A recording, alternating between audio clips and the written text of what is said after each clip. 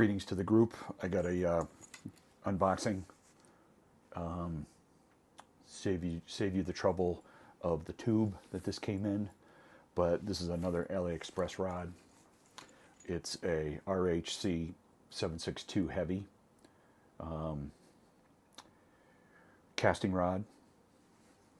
I wanted to get a rod that was a little more robust for some muskie fishing here in Utah, and I went with this. It was about 83 bucks, and the reviews were outstanding.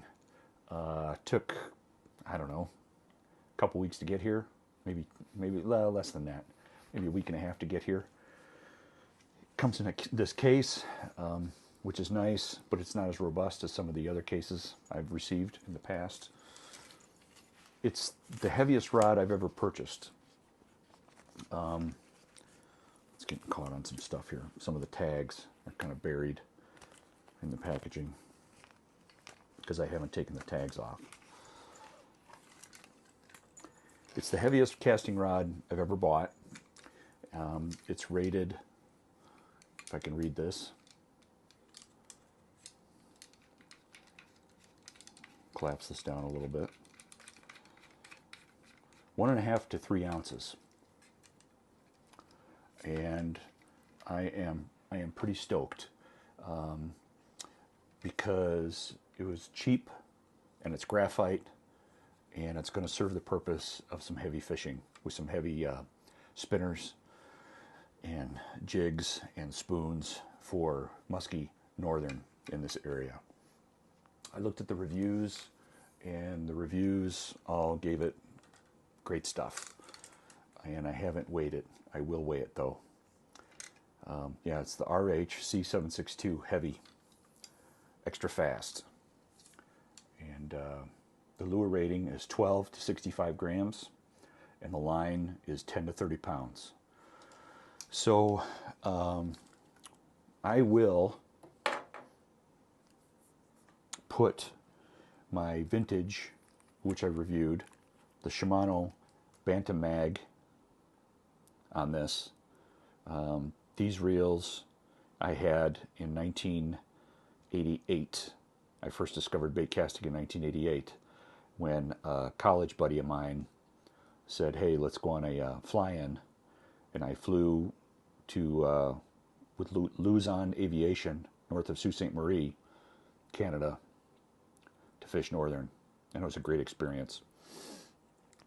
So I'm going to put this reel on there, and then I'm going to have to get probably some 60-pound braid. My braid of choice is the Power Pro V2 series, high vis, which is important to me at least, but really love that braid.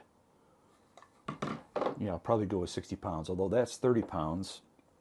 That might do just fine too. The 30-pound braid is the nearest braid to 12-pound test, 12-pound Trilene XL, which is my favorite back in the 80s. And this reel does really well with that diameter line, minimum diameter.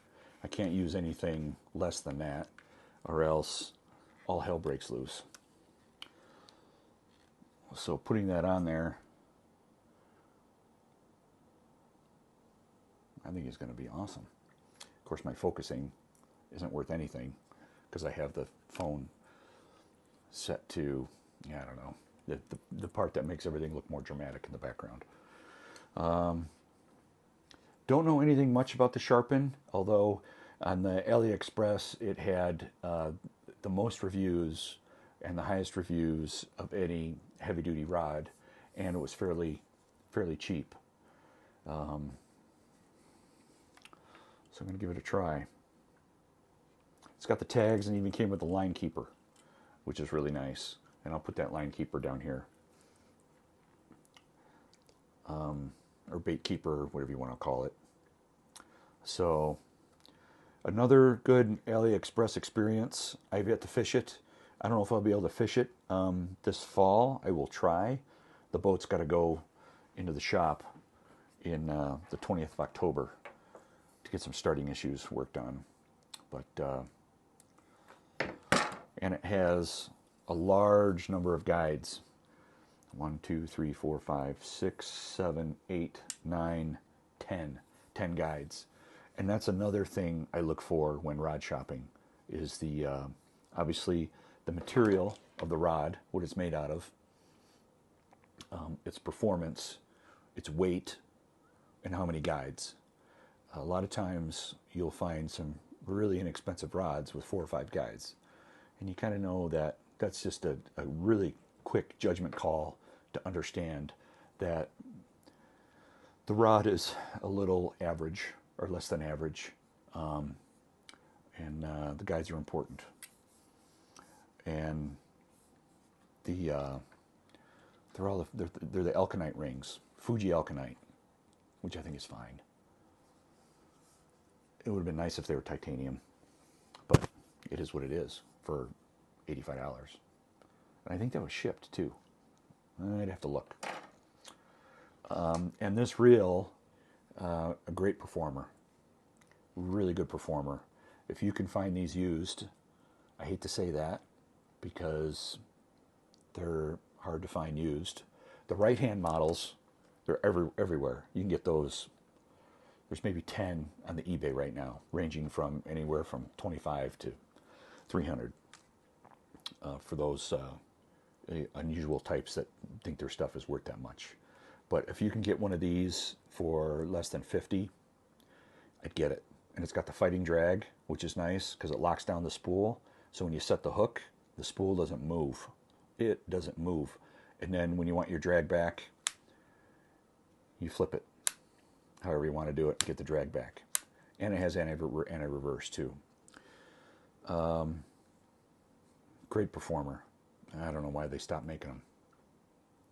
Well, I guess I do know why. It's because, you know, things evolve and things change and yada yada. So, pretty excited to have this robust stick to chase some big fish. Who knows if I'm going to catch them? But that's a whole nother story. Okay, that's my long-winded Sharpen RH672H XF. I'll put a link in the description so you can explore and see what this is all about. It's not an affiliate link, like I've said before, because it's China, and it's just different. All right, thanks for watching. Please like and subscribe. I'm trying to get the numbers up. Appreciate it, and later.